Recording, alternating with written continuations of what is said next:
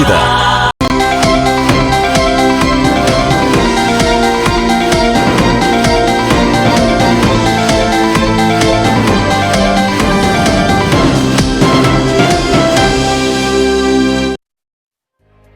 Assalamualaikum warahmatullahi wabarakatuh. Selamat malam pemirsa, selamat berbuka puasa untuk Anda saat ini. Anda menyaksikan Apa Kabar Indonesia Malam. Seperti biasa kami akan membahas satu diskusi khusus untuk Anda di Apa Kabar Indonesia Malam ini karena Lebaran sebentar lagi. 10 hari ya? Itu dia.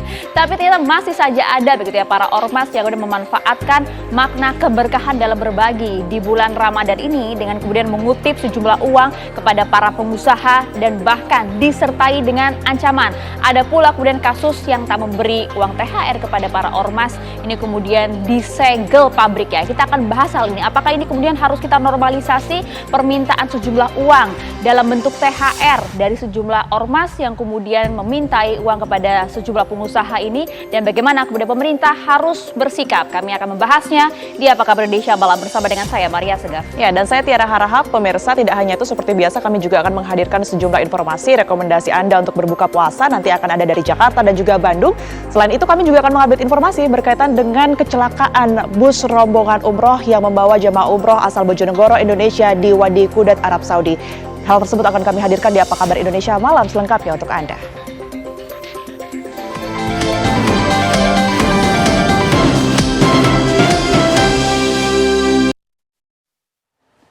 Ya, kalau Anda saat ini sedang menikmati menu berbuka puasa ya. Sambil nonton Hakim ya. Sambil nonton Apa Kabar Indonesia Malam, kalau kita kan nggak bisa ya sambil Itu siaran. dia. Kalau kita sajikan saja rekomendasi untuk Anda. Sudah ada rekan kami Nadila Saleh di Jakarta.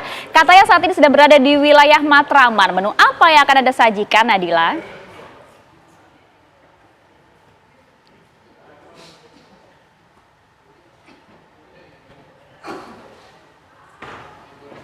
Rekomendasi kepada Anda dan juga pemirsa di rumah, salah satu lokasi yang bisa menjadi lokasi Anda berburu menu takjil berbuka puasa yang tepatnya ini berada di bilangan Masjid Jami Matraman. Dan saat ini memang saya juga sudah berada di salah satu lokasi yang berjualan menu buka puasa, dan memang saya ini memilih lokasi yang ketika saya berbuka puasa ini saya bisa duduk sembari menikmati angin dan menikmati menu takjil yang telah saya siapkan ini. Namun sebelum itu saya juga ingin mengajak Anda ya dan pemirsa di rumah untuk mewawancarai sejumlah pengunjung yang memang juga memilih tempat lokasi ini sebagai lokasi untuk berbuka puasa. Assalamualaikum kakak-kakak, saya boleh ganggu sebentar, maaf? Oke, ini kakak-kakak rame banget, ini berkeluarga semua ya? Iya, keluarga besar kita. Ini kenapa memilih berbuka puasa di sini? Dekat soalnya, udah gitu tempat makannya juga banyak lengkap ya. Gitu. Kita akapsi di sini, jadi deket-deket aja nyarinya. Kakak-kakak di sini makan apa aja nih? Kita lagi pesen lalapan, sop buah, dimsum, gorengan. Opa pakai apa opa? Tongseng, opa. Terus sekali ya berbuka puasa bersama dengan keluarga di sini. Memang ini tuh sesuatu lokasi yang sering sekali ya setiap bulan suci Ramadan selalu ada menu takjil yang ramai begini ya. Karena terakhir tutup itu kan COVID ya, dan sekarang mungkin paling ramenya itu tahun ini dia rame. Tahun ini dia paling rame, tahun kemarin kan agak kurang ya karena COVID itu. Tahun ini memang rame di sini. Ramai sekali ya, terima kasih banyak sudah mau berbincang dengan kami. Selamat berbuka puasa. Oke, Maria dan Tiara, itu perbincangan saya bersama dengan para pengunjung di sini yang memang tengah berbuka puasa. Dan saat ini saya juga akan menunjukkan menu berbuka puasa yang saya pilih. Karena memang saya ini tipikal yang kalau berbuka puasa harus dengan makanan berat. Untuk itu hari ini saya telah memilih menu buka puasa, yaitu saya akan tunjukkan ayam lalapan. Ini menu yang memang mainstream, yang sering dimakan juga, tetapi rasanya saya sudah lama ya tidak memakan ayam lalapan karena beberapa hari terakhir ini selalu berbuka puasa dengan menu-menu otentik, menu-menu yang memang harus berbeda dengan hari-hari biasanya ketika tidak Ramadan begitu. Jadi hari ini saya ingin kembali menikmati makanan berbuka puasa dengan menu-menu yang biasa saya makan di hari-hari biasanya, karena tak terasa juga Lebaran sebentar lagi, sekitar 10 hari lagi kita sudah berlebaran. Dan selain itu saya juga ingin menikmati makanan berbuka puasa saya ini dengan es Ini merupakan, wah ini es yang segar sekali, ada beragam buah yang ada di sini, ada jelly-jelly juga, ada alpukat yang begitu besar begitu, kemudian juga ini ada anggur dan lain sebagainya. Dan saya juga akan memperlihatkan Anda bagaimana saya mencicipi makanan berbuka puasa saya pada malam hari ini. Tapi sebelum itu kita mau cuci tangan dulu di sini. Dan kenapa saya memilih lokasi ini? Karena memang lokasi jualan takjil yang berada di bilangan Masjid Jami Matraman ini memang konsepnya adalah konsep beli dan langsung membawa pulang. Dan salah satu tempat yang memang dikonsepkan untuk makan di tempat adalah tempat ini, sehingga saya memilih tempat ini.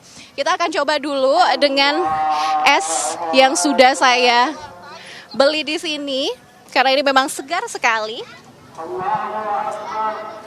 Masya Allah, bismillahirrahmanirrahim.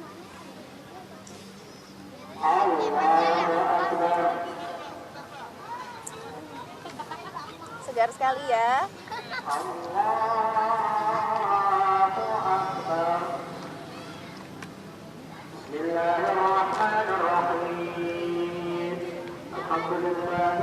Segar sekali Maria dan Tiara, ini memang menu berbuka puasa yang sederhana, yang bisa didapat di mana saja, tetapi walaupun sederhana ini adalah menu yang bisa diterima oleh semua mulut.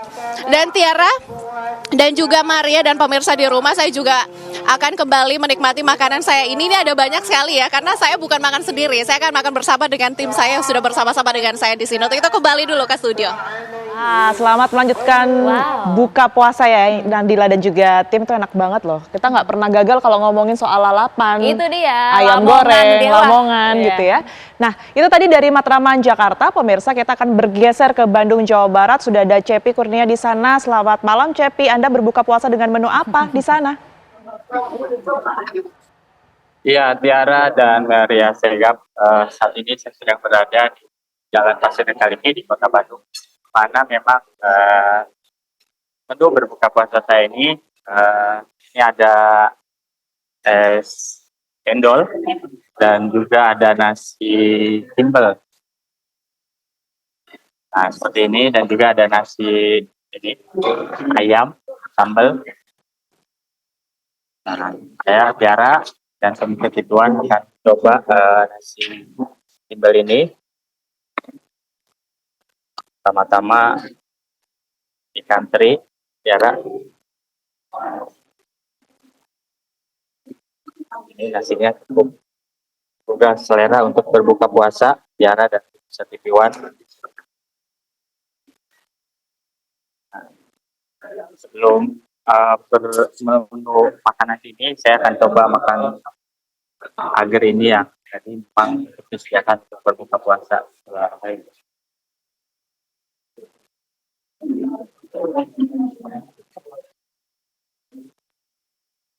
Rasanya cukup enak Tiara, dan ini es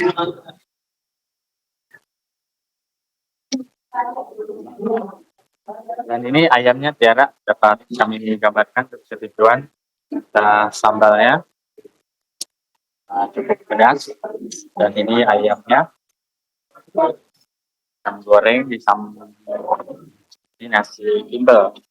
Kita coba Tiara rasanya seperti apa.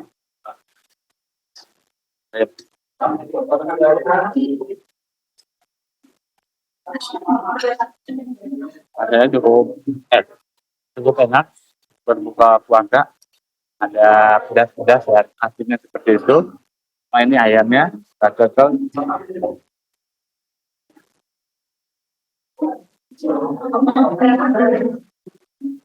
Sambalnya cukup terasa di lidah, dan cukup ada seperti ada asin-asinnya gitu, ditambah juga ayam gorengnya cukup enak.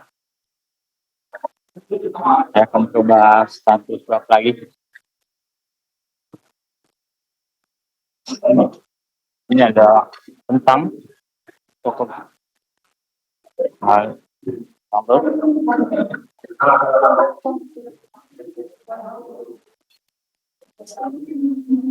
Ada apa juga.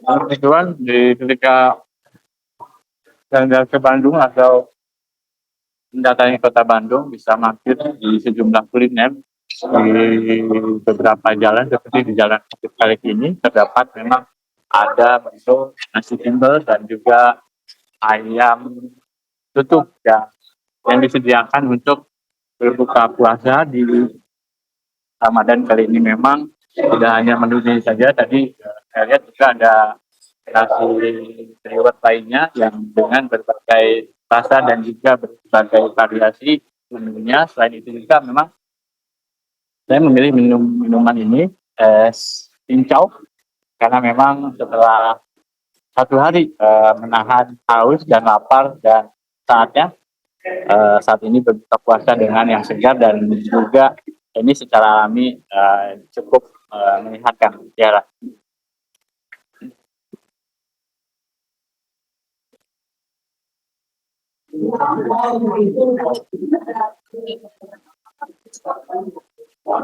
Cukup segar Tiara, rasa esnya rasa di lidah termasuk cincaunya yang menyegarkan di tenggorokan hingga ke badan. Begitu Tiara laporan dari Bandung, Jawa Barat. Aduh Mas Cepi, nikmat sekali ya menu nasi timbel ikan teri dan juga esnya tadi menggoda Tiara Iya, sih. itu kayak langsung itu es apa ya Ayah? Ayo kita ke sana sekarang yuk. Terima Oke. kasih Cepi Kurnia langsung dari Bandung, Jawa Barat. Dan tadi sebelumnya ada rekan kami Nadila Salih dari Jakarta. Oke pemirsa, kami akan jeda terlebih dahulu. Saya jeda, kami akan hadirkan diskusi utama kita. Bagaimana nih kemudian di masa Ramadan ini justru sejumlah ormas berkedok proposal dan juga sosial kontrol ini meminta sejumlah uang kepada para pengusaha. Haruskah hal ini kemudian dinormalisasi dan apakah ada tindakan hukum terkait dengan hal ini? Kami akan bahas tuntas bersama dengan saya Maria Segaf. Usai jeda sesaat lagi. Pengen tahu gua jagoan yang megang kikiul. Iya pak, ada nih gua nih. Iya pak. Masa gua banyak. Iya pak, paham saya juga. Kalau gua tutup jalan di depan kalau bergerak. Siap.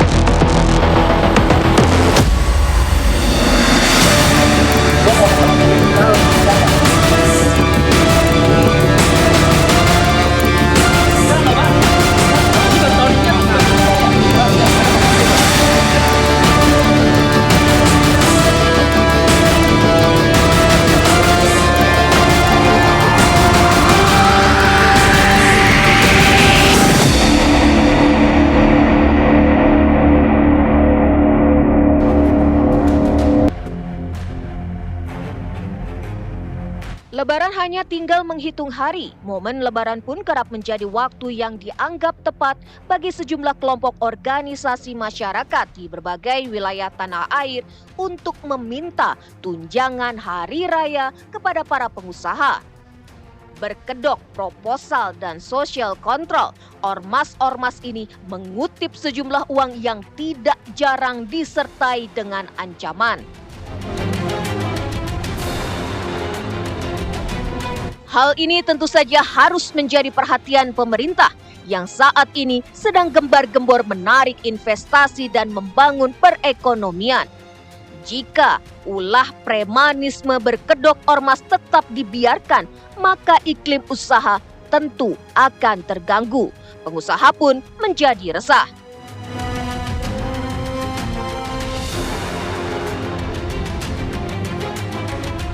Apakah perilaku ormas ini harus dianggap sebagai perilaku normal atas nama berbagi kebahagiaan di hari raya? Bagaimana sikap para pengusaha baik level besar maupun UMKM terhadap sepak terjang ormas yang selalu berulang setiap tahunnya?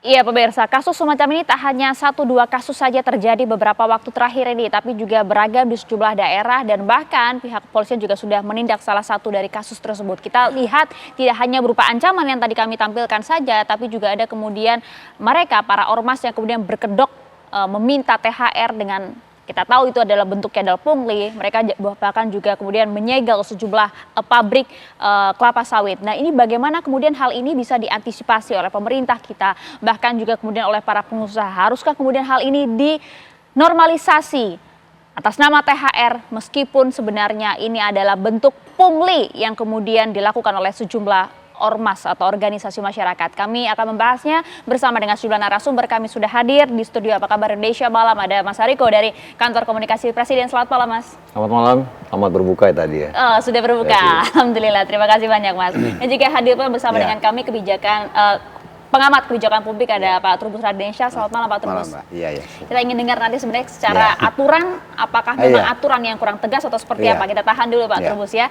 Karena juga sudah bergabung bersama kami ada Pak Sutrisno Iwantono, ini merupakan Ketua Kebijakan Publik dari Apindo. Selamat malam Pak Sutrisno. Selamat malam semuanya. Ya, selamat malam Pak Sutrisno. Pak Sutrisno, kita ingin tahu sebenarnya bagaimana suara para pengusaha. Betulkah hal ini marak terjadi Pak jelang Lebaran? Ya, saya kira ini kan bukan terjadi pada tahun ini saja ya. Tahun-tahun sebelumnya juga kejadian semacam itu sering terjadi ya. Dulu pernah kita lihat di Bekasi ada convenience store yang kemudian dilakukan pemaksaan gitu oleh oknum semacam itu ya.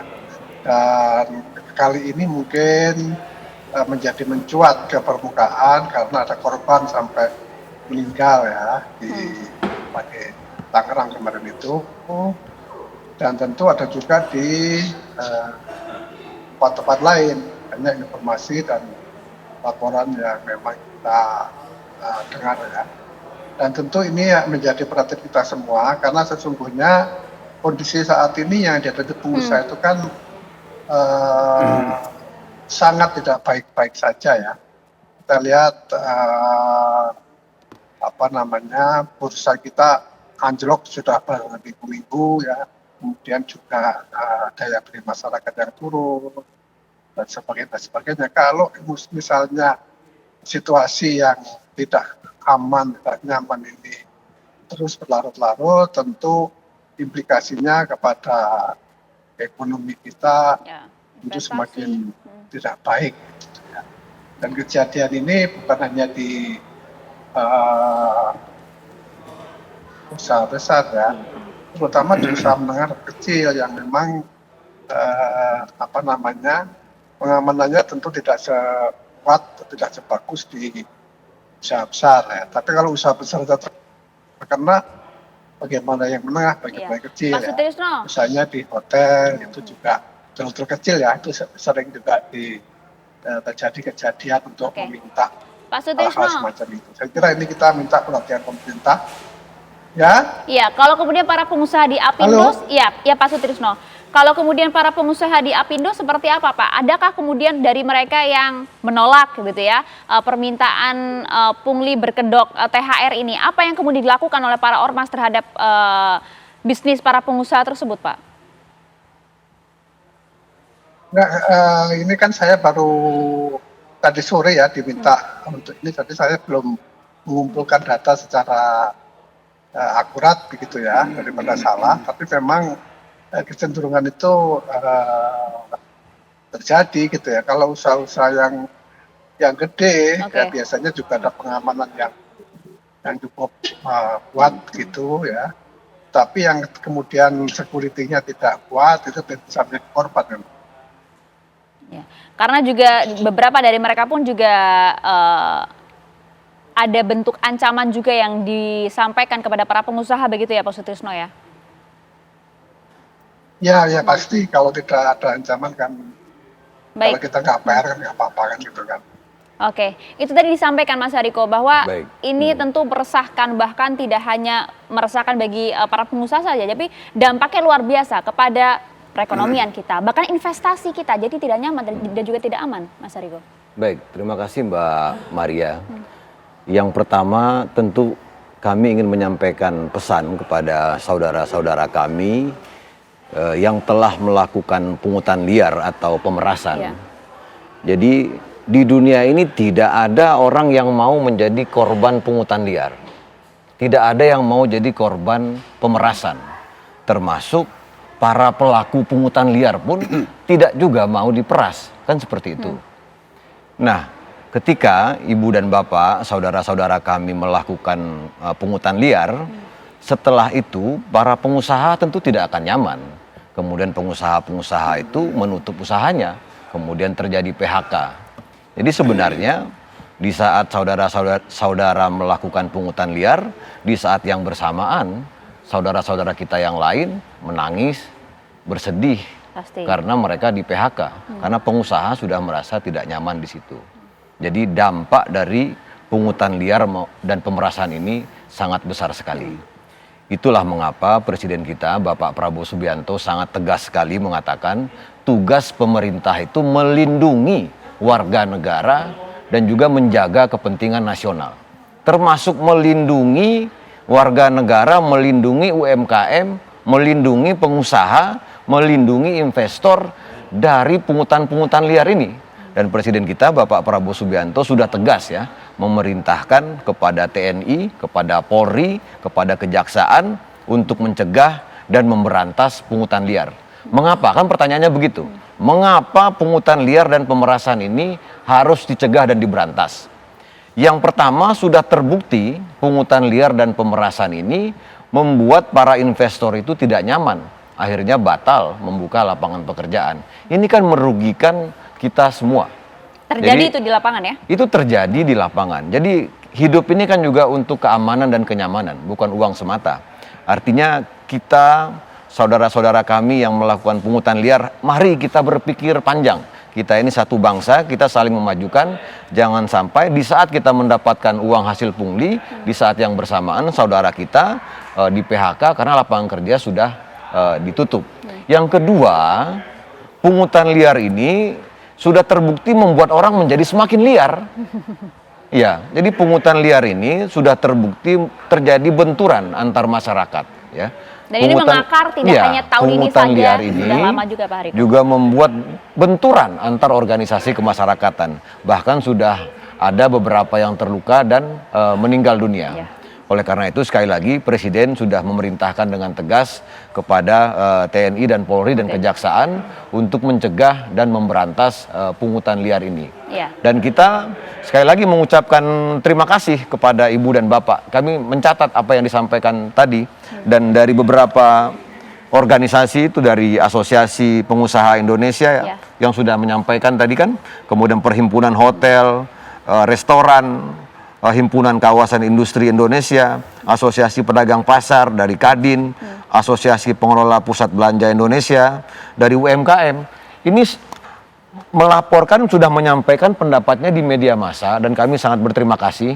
Kritikan-kritikan dari Apindo, dari APSI, ini kritikan-kritikan yang tulus agar kita ini betul-betul bisa memberantas pungutan liar dan pemerasan ini. Harapan kita seperti investasi itu, Pak. kita Betul. Indonesia ini ramah investasi, kita negara Baik, yang Pak Hariko. damai. Namun kalau ini dibiarkan terus, tentu akan sangat membahayakan. Sekali Itu lagi dia. ini sudah akan berdampak pada kepentingan nasional Karena kita. sudah jelas Pak Presiden kita Pak Prabowo kan juga sudah sampaikan menginstruksikan untuk menindak tegas berbagai pungli atas Untuk nama THR. siapapun. Untuk siapapun. Tidak ada Pertanyaannya yang begini kebal Pak Hariko. aturan. Baik. Pertanyaan adalah kemudian bagaimana peran pemerintah selama ini, karena ini tidak terjadi pada saat ini saja, peran dari Kesbangpol salah satunya, pembinaan terhadap organisasi masyarakat. Mungkin nanti Pak Trubus juga bisa menjelaskan soal hal ini sesaat lagi. Tetap bersama kami di Apa Kabar Indonesia Malam. Gua jagoan yang megang kikiur. Iya Pak, ada nih gua nih. Iya Pak. Masa gua banyak. Iya Pak. Bakap saya juga. Kalau gua tutup jalan di depan baru segera. Siap.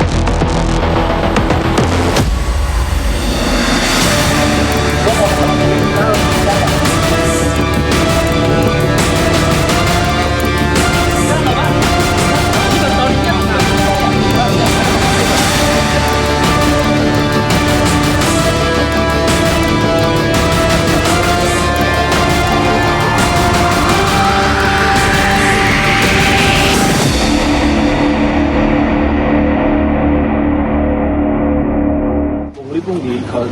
di kawasan Presiden tadi merintahkan untuk tadi akan merintahkan TNI Polri ya tadi ya untuk tadi dengan kejaksaan untuk melihat seperti itu.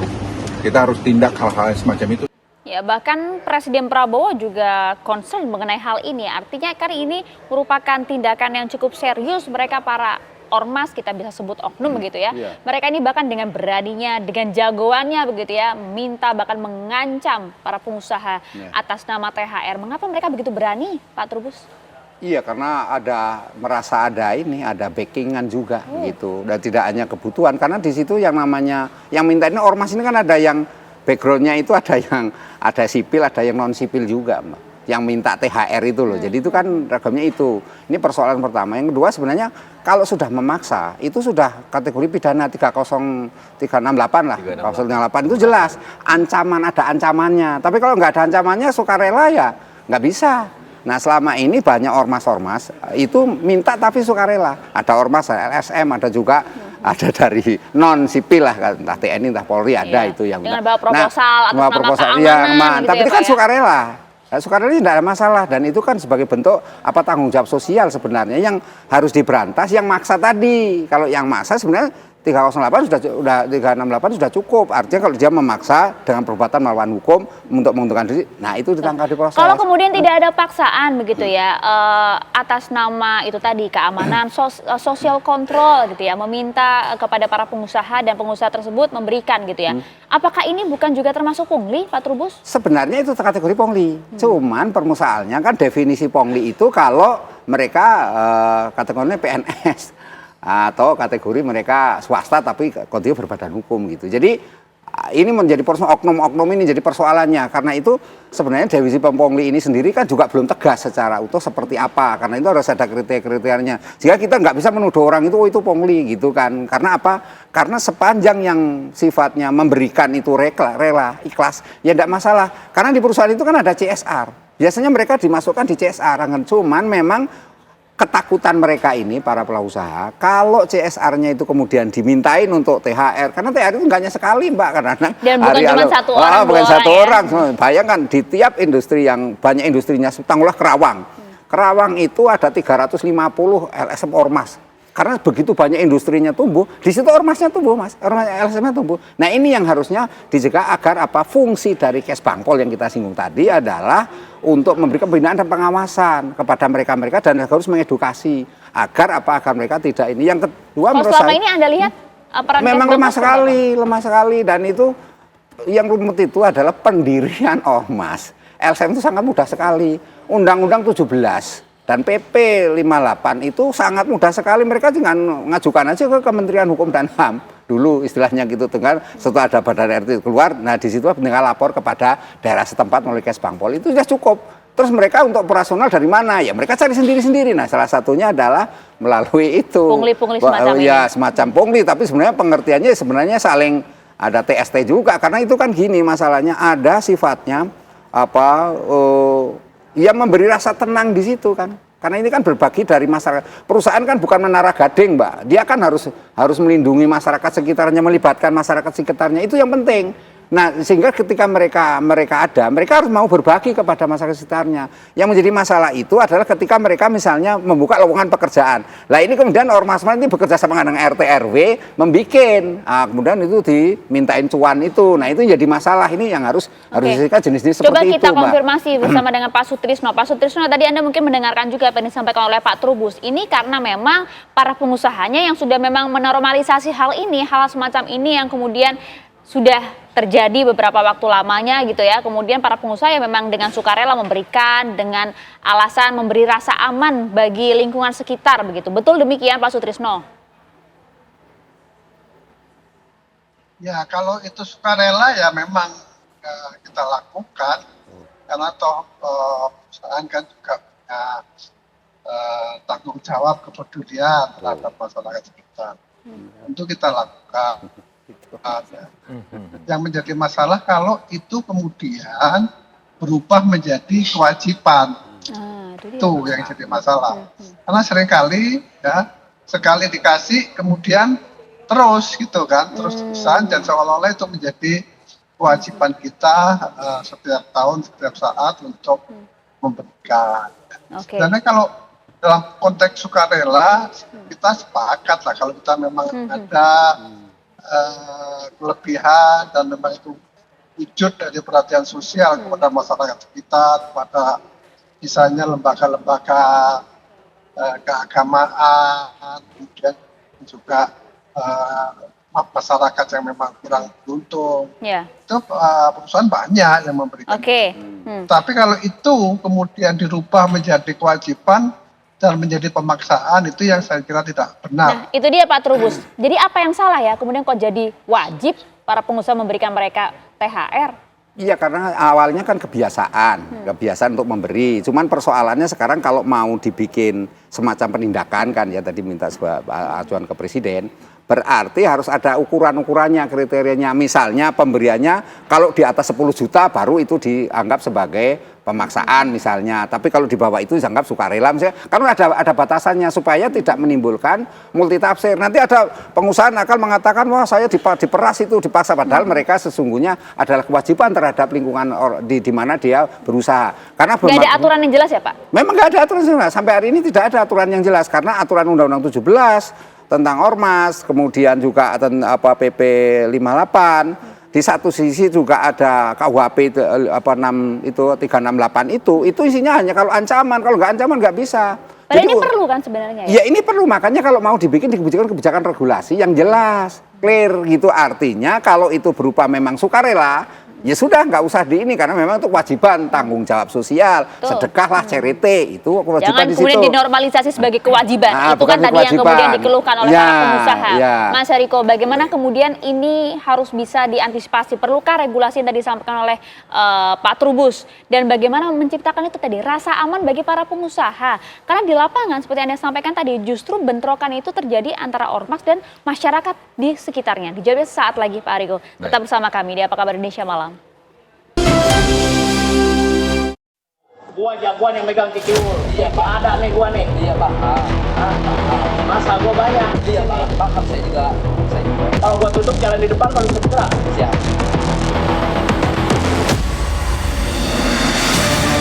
Gua mau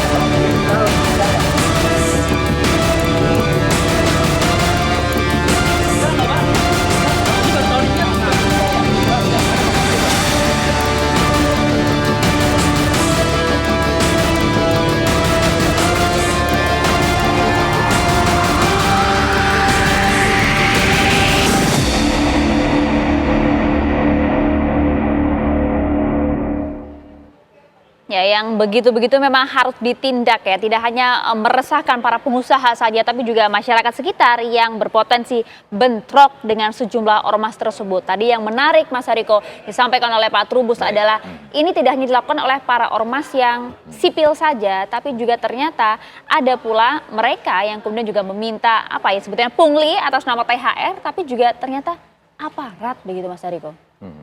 Ya, Mbak Maria, Presiden kita Bapak Prabowo Subianto sudah tegas ya, mengatakan tidak ada yang kebal aturan. Di zaman pemerintahan Pak Prabowo, bahkan yang imigrasi kemarin, pungli, langsung dinonaktifkan 71 orang pegawai imigrasi. Disampaikan oleh Bapak Agus Adrianto dari Menteri Imigrasi dan Pemasyarakatan. Kemudian dukungan juga dari legislatif, dari Bapak Sufmi Dasko Ahmad. Beliau mengatakan ini pelajaran, jangan sampai instansi lain juga melakukan hal yang sama. Kemudian juga ada oknum polisi kemarin di salah satu Polda melakukan pemerasan, juga dinonaktifkan.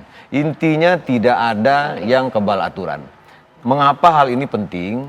Karena memang ini berdampak terhadap kepentingan nasional kita. Ini bisa merugikan negara ratusan triliun. Jadi memang Presiden tegas mengatakan hal ini. Sekali lagi tugas pemerintahan adalah menjamin, melindungi keamanan setiap warga negara. Itu dia, bagaimana caranya memberikan rasa aman kepada masyarakat termasuk juga pengusaha Mas Hariko? Ya itulah mengapa Presiden memerintahkan TNI dan Polri dan Kejaksaan untuk melakukan pencegahan dan pemberantasan pungutan liar. Kajiannya sudah ada, kita tidak perlu kaji lagi, sudah banyak bantuan dari media termasuk TV One, sudah dijelaskan berapa triliun kerugiannya. Jadi sekali lagi untuk saudara-saudara kami yang melakukan pungutan liar, memang ada kenikmatan, ada kebanggaan pada sejam atau 2 jam pertama. Kita merasa jagoan, kita mendapatkan uang misalnya 2 juta, 3 juta. Tapi setelah itu akan ada tangisan, akan ada kekecewaan, akan ada duka yang mendalam. Karena para pengusaha yang diperas itu, dia merasa tidak nyaman, tidak aman, kemudian mengatakan kepada teman-temannya. Akhirnya usaha itu tutup, orang di PHK. Nah ini bedanya antara berita pemerasan, berita pungli dengan kejadian lainnya. Bedanya apa? Kalau kejadian lain misalnya ada kecelakaan di Jakarta, orang tidak menganggap di tempat lain ada kecelakaan. Tetapi kalau berita pungutan liar, kalau tersebar dengan masif, itu orang merasa satu Indonesia tidak aman. Padahal kan faktanya tidak seperti itu. Kita ramah investasi. Itu dia. Jadi sekali lagi, jangan kita saudara-saudaraku para oknum ormas ini yang kami cintai, sekali lagi Presiden sudah tegas, sudah disampaikan TNI dan Polri dan Kejaksaan akan melakukan tindakan yang tegas terhadap siapapun yang melakukan pungutan liar maupun pemerasan. Siap-siap ada karena pidana menanti mereka begitu ya Mas Hariko ya. Tapi pertanyaannya begini, kalau tadi sampaikan TNI, Polri siap menindak tegas hal ini artinya harus ada laporan. Tapi nampaknya para pengusaha kita takut melapor begitu Pak Sutrisno, betul tidak sih Pak? Kenapa kemudian para pengusaha ini justru takut melaporkan aksi-aksi semacam ini kepada aparat penegak hukum? Pak Sutrisno. Ya nggak takut. Kenapa mesti takut? Kita ya lapor aja, tapi seringkali laporan itu tidak mendapatkan respon yang memadai. Tapi satu lagi tadi ya, saya tadi agak kurang nyaman ya ketika diusulkan pungutan-pungutan itu perlu diatur dengan peraturan. Peraturannya sudah jelas kok, yang boleh memungut itu negara. Tidak ada di luar yang boleh memungut. Nanti kalau LSM yang mau minta duit aturannya begini itu artinya kan membolehkan. Ini sekarang tinggal tegakkan aja aturan. Itu sudah benar itu TNI Polri ditugaskan untuk menegakkan aturan. Aturannya jelas bahwa LSM atau apapun namanya itu tidak ada yang mempunyai hak untuk mengambil uang secara paksa gitu. Tapi kalau orang sukarela ngasih ya oke, tapi kalau itu jangan dijadikan kewajiban ya. Jadi sekali lagi tolonginlah, ini bukan soal mau diatur atau apa, aturannya udah tegas, yang penting penindakannya aja dilakukan. Itu aparat di bawah itu ya kalau mau menemui itu dilaporin ya tindak gitu. Seringkali kan laporan hilang begitu saja itu. Itu yang ternyata dirasakan oleh para pengusaha, Pak Trubus. Iya, memang saya melihat gini, karena kan kalau Pak Sutrisno ini yang ditekankan kan untuk ormas sama ini LSM. Tapi kan persoalan permintaan itu tidak hanya dari mereka, ada dari oknum lain, non LSM dan ini juga meminta.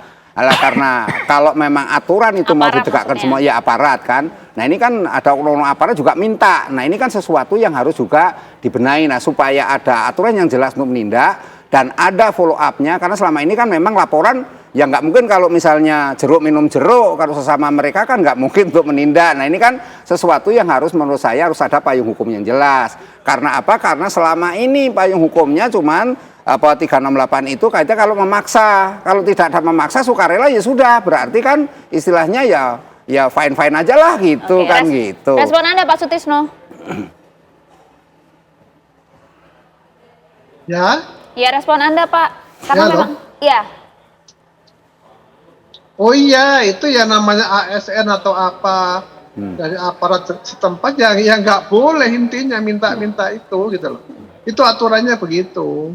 Tapi kalau ada orang memberi ya, namanya orang memberi itu sih nggak ada masalah. Tapi memberi itu juga untuk apa juga kan gitu ya.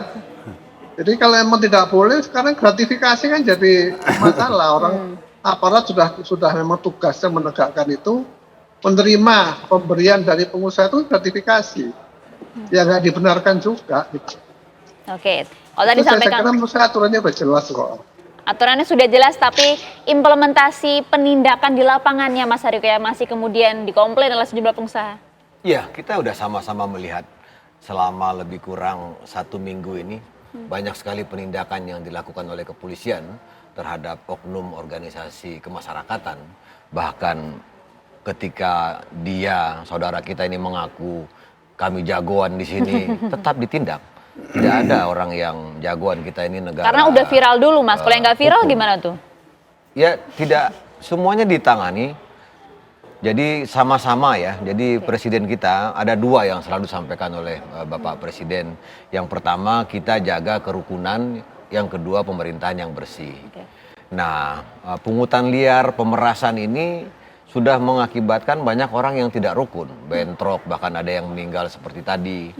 Nah, biasanya ini kan mengatasnamakan hari besar nasional dan hari besar keagamaan.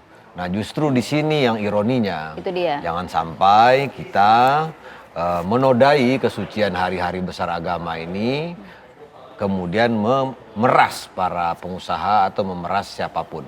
Intinya Presiden, pemerintah ingin melindungi seluruh masyarakat. Sepakat. Apabila ada yang merasa tidak terlindungi, dilaporkan. Apabila laporan itu tidak ditindaklanjuti, silakan disampaikan.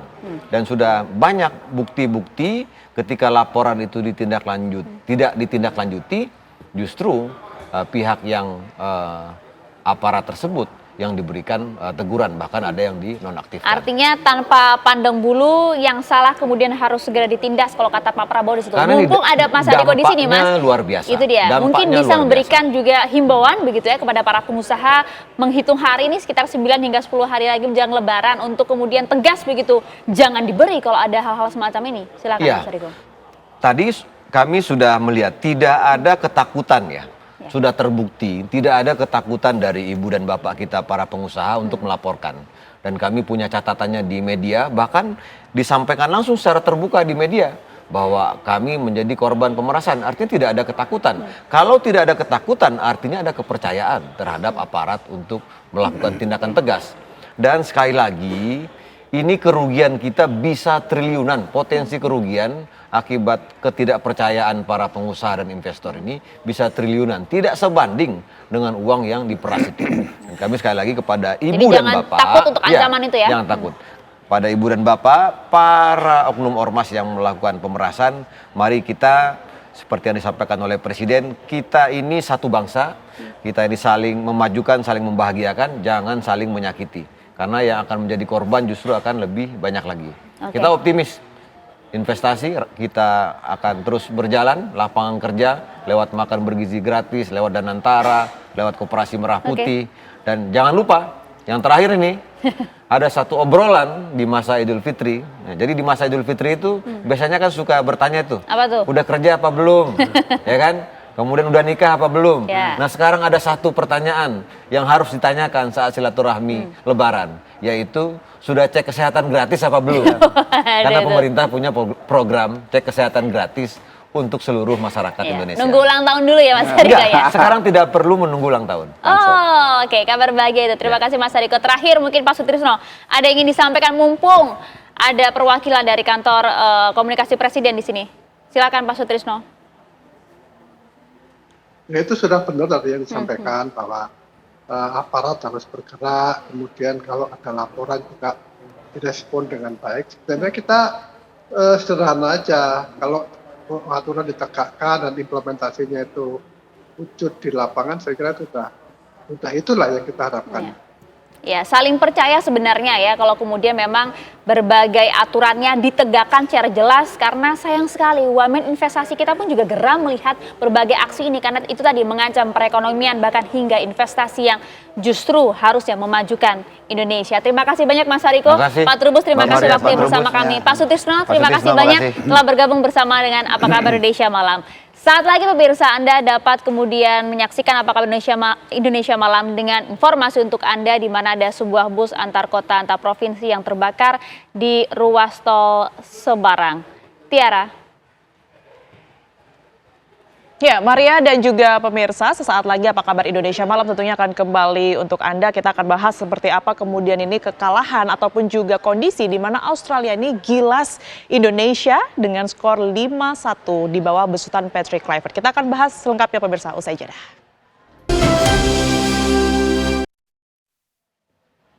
Ada kembali di Apa Kabar Indonesia Malam pemirsa. Sebuah bus antar kota antar provinsi terbakar di ruas tol Semarang Batang kilometer 419 saat kejadian bus tanpa penumpang sedangkan anak bus berhasil keluar dan menyelamatkan diri.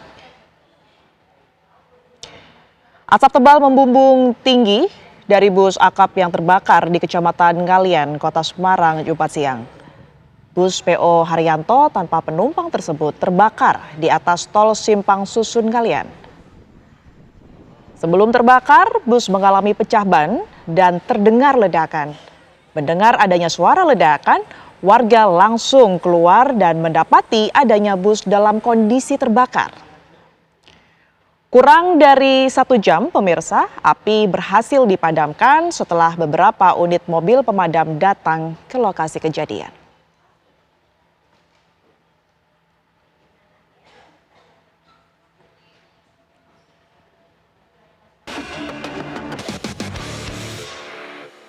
Ya, Australia ini menggilas Indonesia ya dengan skor 5-1 di bawah besutan Patrick Kluivert yang kemudian kita ketahui bahwa kondisi ini kemudian membuat para supporter ini banyak yang membandingkan besutan antara Coach Sinteyong dan juga timnas Indonesia di bawah Patrick Kluivert. Lantas apa yang sebenarnya terjadi dengan skor 5-1 tersebut dan seperti apa kemudian peluang dari Indonesia? Kita akan langsung bahas pemirsa di dialog Apa Kabar Indonesia malam hari ini bersama dengan sejumlah narasumber yang sudah hadir.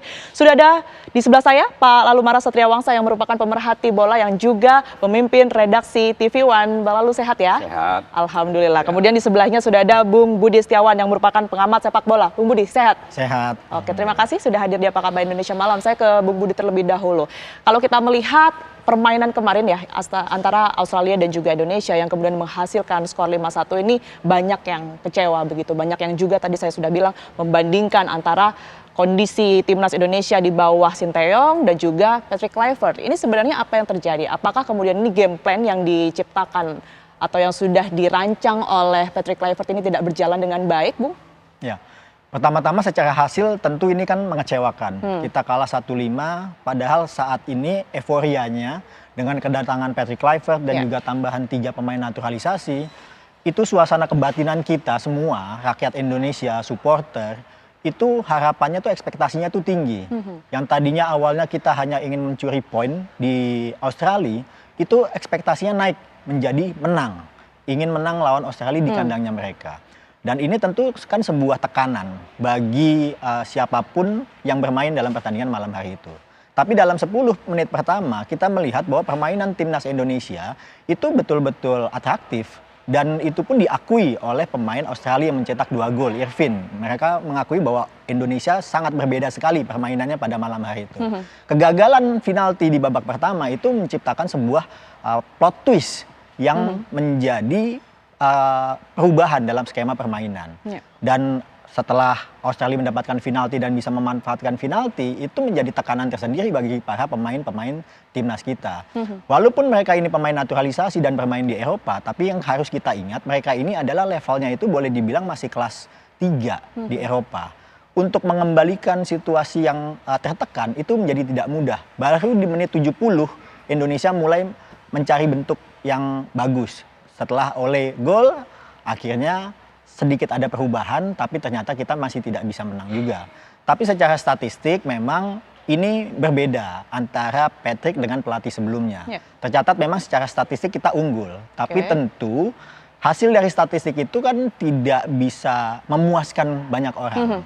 Yang orang lihat adalah hasil akhirnya. Bahkan Barcelona pernah dalam sebuah pertandingan internasional di Liga Champions, penguasaan bola 80%, mainnya atraktif, mainnya enak dilihat, tapi kalah juga. Oke, menarik tadi. Anda mengatakan bahwa memang sudah, sekalipun sudah 4 gol begitu ya, kemudian ini membuat adanya perbedaan di gol-gol sebelumnya dengan akhirnya Indonesia mencetak gol 1. Kenapa harus ada 4 gol ini terlebih dahulu baru ada semacam perubahan taktik gitu ya dari Kluivert sehingga di menit-menit akhir kan kita tidak bisa berbuat banyak juga begitu, Bung? Ya, memang dalam sebuah permainan posisi pelatih itu bisa jadi menentukan tapi bisa jadi tidak. Karena instruksi itu kan yang akan menjalankan kan para pemain di lapangan. Dan situasinya itu hidup. Nggak semuanya bisa berjalan sesuai dengan skenario skrip film. Dan hal-hal itu yang tidak bisa diprediksi. Seperti misalnya ketika ada sebuah scrimmage di depan gawang, 3 kali kita kebobolan melalui set piece, itu kan bukan sesuatu yang diinginkan oleh semua pelatih manapun.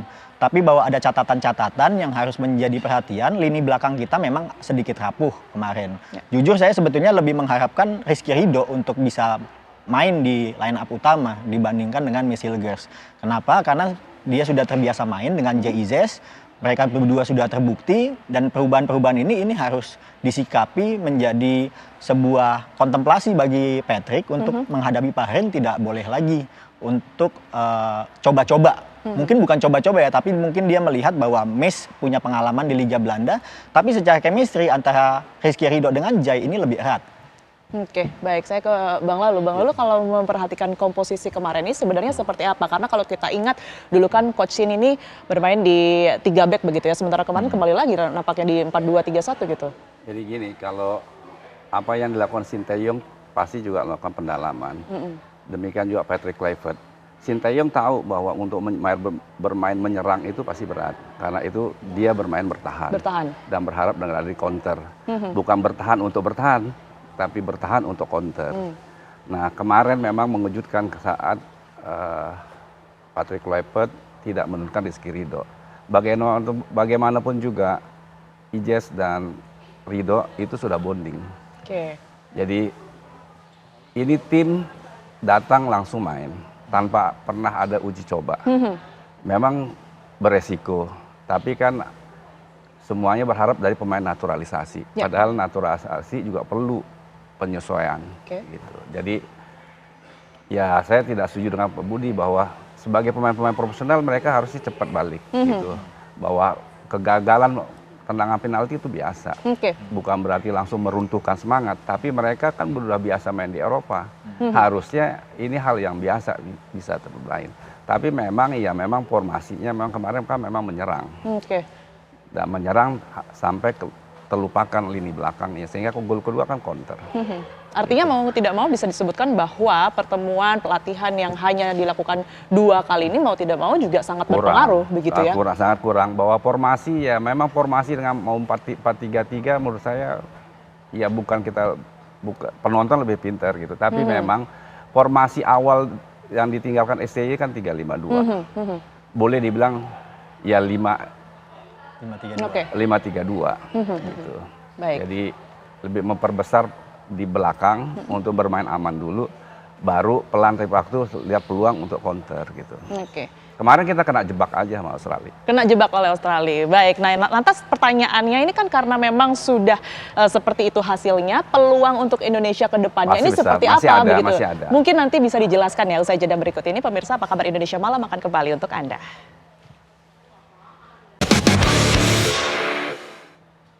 Anda kembali di Apa Kabar Indonesia Malam, pemirsa. Saya akan langsung ke Bung Budi. Bung Budi, kalau kita lihat posisi Indonesia saat ini, peluang ke depannya akan seperti apa untuk setidaknya tetap bertahan di kualifikasi Piala Dunia 2026 nanti? Ya, tentunya kan kita tetap harus menatap ke depan bahwa Indonesia bisa dan yakin untuk bisa lolos ke Piala Dunia. Memang awalnya itu kan kita ingin ngebit di posisi kedua, yakni kita bisa lolos langsung ke Piala Dunia tanpa melalui fase 4, syaratnya itu harus di posisi pertama dan posisi kedua.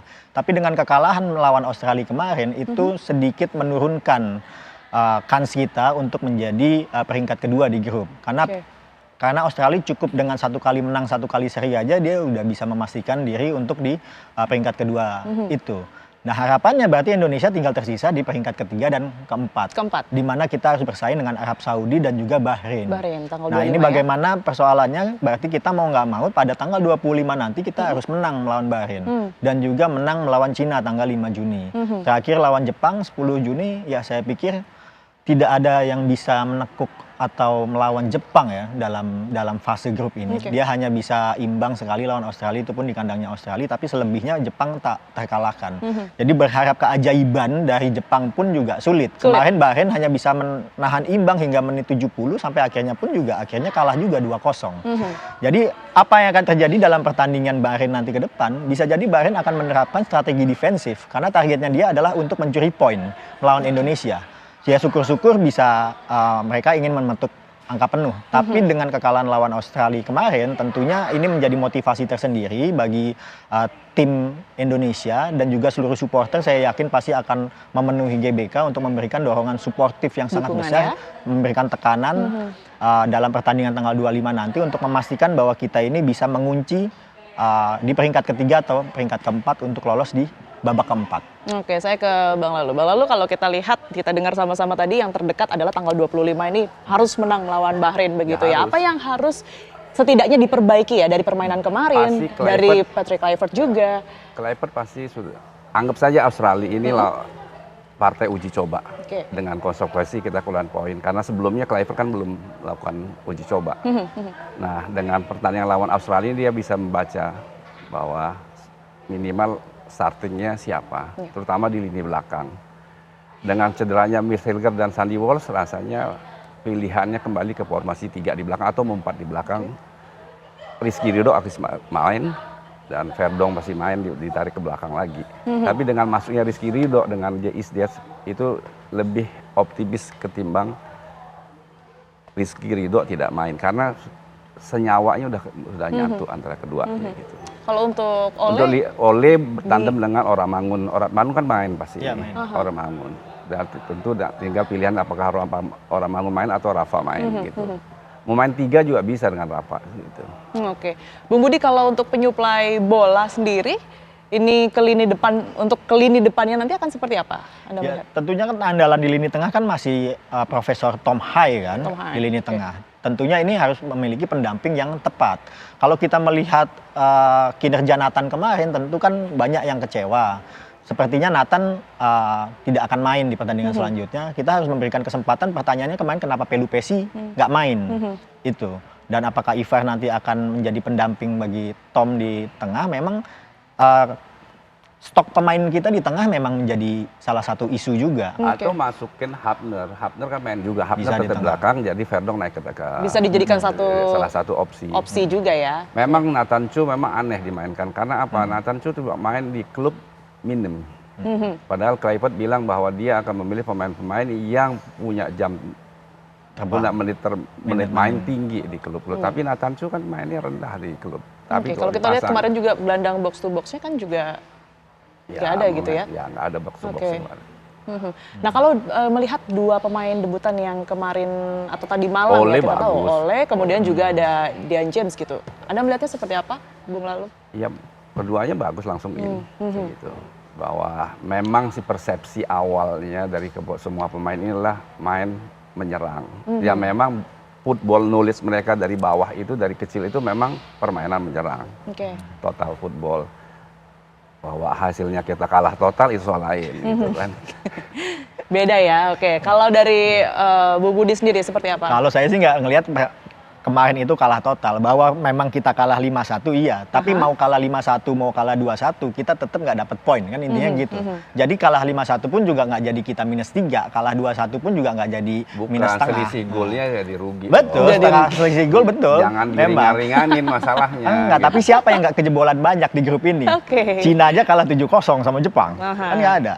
Jadi masalah selisih gol itu ini masalah konsekuensi dengan kita bermain atraktif, dengan kita bermain terbuka dan menyerang. Itu adalah konsekuensi. Itu tidak perlu soal atraktif, mau statistik nggak perlu yang bagus ini. Bertahan tapi menang. Orang penonton soal itu. Penonton publik maunya hasil akhir. Karena sepak bola itu yang diingat hasil akhir. Tidak akan pernah ada orang mengingat Brazil tahun 82. Yang penting skornya begitu ya? Kalah. Karena kalau juara Itali. Tapi abang ingat, Brazil 82 mainnya jangan tapi kalah sama Itali. Loh iya.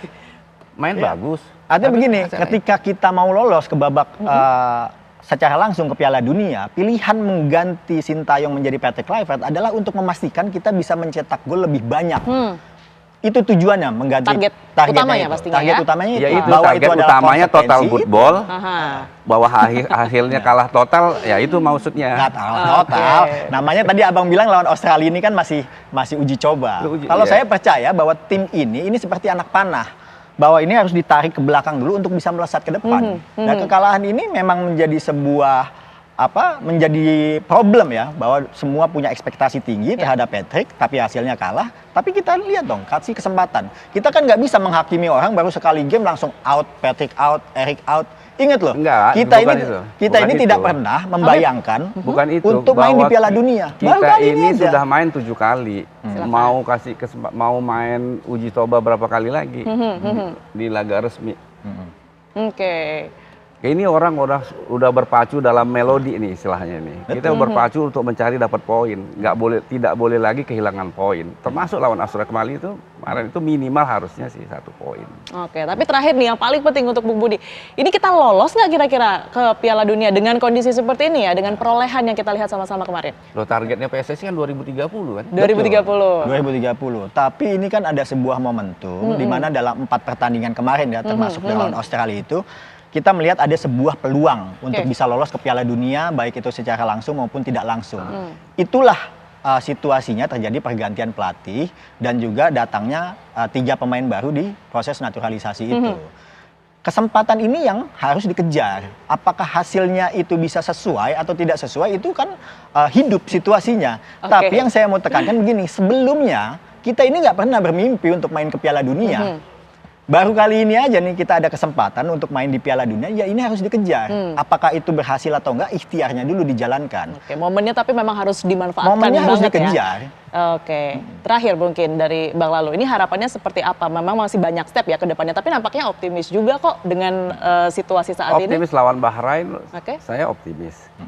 Lawan Cina, kita di kandang wajib 6 poin. Lawan Jepang pun saya rasanya Jepang pas di laga terakhir karena udah pasti lolos, pasti akan pasang pemain-pemain yang lini kedua dia. Dan itu ada harapan lah untuk bisa ngambil poin 1. Jadi kita tambah 6, tambah 7, 13. Kemungkinan di posisi terburuk 4. Oke. Baik, kita harapkan sama-sama ya, Bang. Ini timnas mendapat hasil yang terbaik dan bisa lolos tentunya ya, harapan kita sama-sama di Piala Dunia 2026 setidaknya nanti kita akan beri dukungan sebaik mungkin untuk timnas. Terima kasih banyak Bang Lalu Mara dan juga Bung Budi atas waktunya di Apa Kabar Indonesia Malam.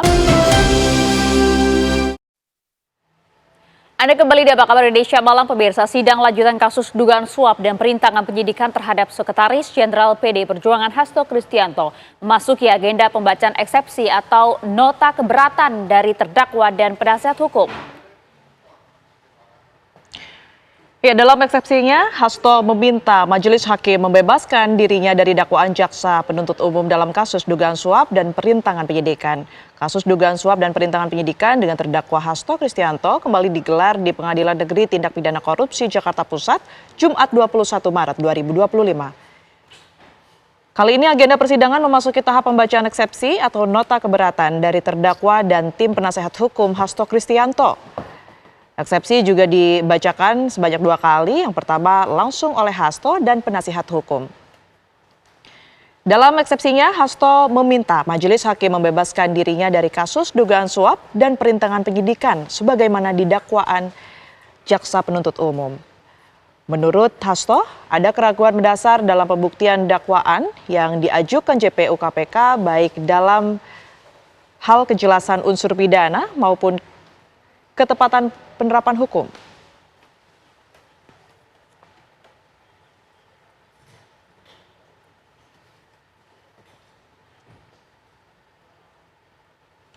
Polisi menangkap seorang anggota Ormas di Kota Bekasi, Jawa Barat yang diduga meminta THR ke sebuah perusahaan di wilayah Bantar Gebang. Ya, pemirsa, pelaku ditangkap di tempat persembunyiannya di wilayah Sukabumi, Jawa Barat. Kini pelaku masih dalam pemeriksaan intensif di unit Resmo Polres Metro Bekasi Kota. Usai videonya viral, pelaku langsung melarikan diri. Selain mengamankan pelaku, petugas juga memintai keterangan ada 3 rekan pelaku. Sebelumnya diketahui video anggota Ormas yang meminta jatah THR di salah satu perusahaan plastik di Ciguwul, Bantar Gebang viral di media sosial. Usai penyelidikan, kemudian pelaku ditetapkan sebagai tersangka dalam kasus pemerasan.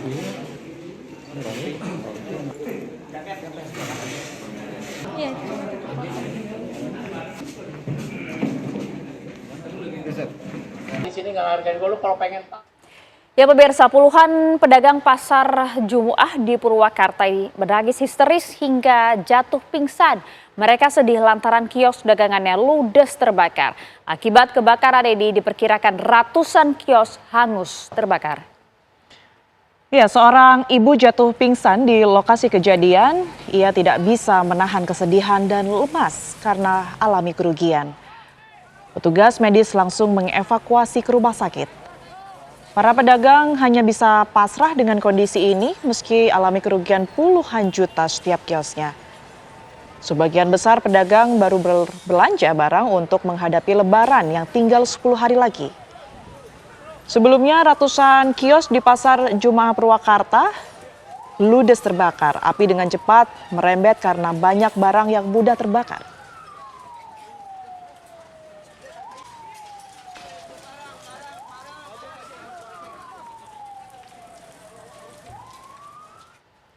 Kita akan perbarui informasinya pemirsa dengan rekan kami Agung Prasetyo yang sudah berada di lokasi kejadian. Selamat malam Agung, seperti apa kemudian situasi saat ini pasca terjadinya kebakaran?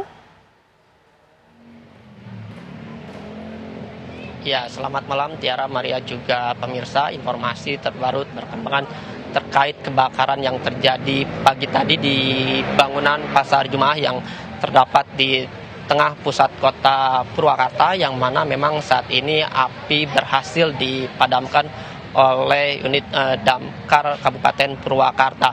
Dan bisa Anda lihat juga saat ini gedung ataupun bangunan yang di belakang saya ini hangus terbakar. Ratusan kios memang tidak ada satupun yang tersisa. Dan saat ini pihak kepolisian sudah memasang garis di sekeliling bangunan ataupun di gedung Pasar Jumuah ini. Dan kejadian tadi pagi sekitar pukul 8 pagi yang diduga konsleting listrik, di mana api dengan cepat merembet dan membakar seluruh bangunan yang ada ataupun 169 kios yang ada di lantai 1 dan lantai 2 gedung Pasar Jumuah ini. Dan api berhasil dipadamkan sekitar 3 jam setelah diterjunkan 12 unit pemadam kebakaran dan ditambah dengan 5 mobil tangki. Dan untuk proses pemadaman membutuhkan waktu sekitar 3 jam. Dan tadi juga kami melihat pada pagi tadi yang seharusnya para pedagang pukul 8 pagi tadi itu membuka kios-kios mereka, namun saat tiba di tempat kios ataupun toko-toko melihat gedung ini terbakar dan mereka histeris menangis dan bahkan ada yang jatuh pingsan. Dan memang seharusnya para pedagang ini mendapatkan untung menjelang Lebaran, karena memang di dalam bangunan Pasar Jumuah ini terdapat tempat pertokoan fashion ataupun alat-alat elektronik yang di dalamnya. Namun pada pukul 8 pagi tadi api dengan cepat membakar seluruhnya yang ada di bangunan gedung Pasar Jumuah. Dan dari pemerintah daerah setempat juga rencananya akan memberikan bantuan ataupun kompensasi ke para pedagang yang menjadi korban ataupun yang berjualan di dalam gedung Pasar Jumuah ini. Sementara itu yang dapat kami kabarkan di lokasi kebakaran. Iya, Agung, sejauh ini memang sudah diketahui belum sih penyebab dari kebakaran ini? Ya, memang tadi setelah proses pemadaman dan pendinginan, memang pihak Inapis Polres Purwakarta langsung mendatangi gedung ataupun bangunan Pasar Jumuah. Memang dari dugaan sementara dari konsleting listrik, yang mana memang disinkronkan juga dengan saksi-saksi yang ada ataupun para pedagang yang sudah tiba di tempat ini, memang mendengar ledakan di dalam bangunan ini dan memang langsung keluar asap. Namun pihak kepolisian dan pihak Inapis masih melakukan penyelidikan untuk mengetahui pasti akibat kebakaran yang terjadi pada pagi tadi. Maria. Baik, Agung, mengingat saat ini sudah 10 hari menjelang Lebaran ya, apakah Anda mengetahui sudah ada komitmen atau upayakah dari pemerintah daerah untuk membantu para pedagang yang terdampak? Ya, memang hingga saat ini sejak pagi tadi hingga saat ini kami memang belum mendapatkan informasi dari pemerintah ataupun dari pedagang. Namun pada pagi ataupun siang tadi ada dari pemerintah daerah Sekda Purwakarta yang datang ke lokasi. Memang nantinya untuk para korban ataupun para pedagang yang berjualan di dalam gedung Pasar Jumaah ini akan diberikan bantuan ataupun kompensasi ganti rugi sesuai dengan dagangan ataupun penjualan yang ada di dalam toko-toko masing-masing mereka ini. Oke, baik, terima kasih laporan lengkap pada Agung Prasetyo langsung dari Purwakarta, Jawa Barat. Mirsa, Presiden Prabowo Subianto pada Jumat siang menggelar rapat terbatas dengan sejumlah menteri dan akan dilanjutkan dengan sidang kabinet paripurna pada Jumat sore. Pejabat yang datang antara lain Mendagri Tito Karnavian, Kepala PPATK Ivan Yustiavandana, Menteri Sosial Saifullah Yusuf, dan Menko Perekonomian Erlangga Hartarto. Menurut Erlangga, rapat terbatas membahas keuangan inklusif dan sebelumnya Presiden Prabowo memerintahkan agar semua penduduk Indonesia memiliki rekening bank yang akan terintegrasi dengan government technology, termasuk untuk penyaluran bantuan sosial. Ada SKP nanti. Ya. Kalau yang sama juru timbangan Kalau ini mungkin mengenai keuangan inklusif. Soal pembuatan rekening itu nggak sih, Pak? Iya. Keuangan inklusif rekening. Ya. Pemirsa, kantor Media Tempo di Jalan Palmera, Kebayoran Lama, Jakarta Selatan menerima paket berisi kepala babi. Ya, Komite Keselamatan Jurnalis menyebut kiriman tersebut sebagai ancaman terhadap kemerdekaan pers.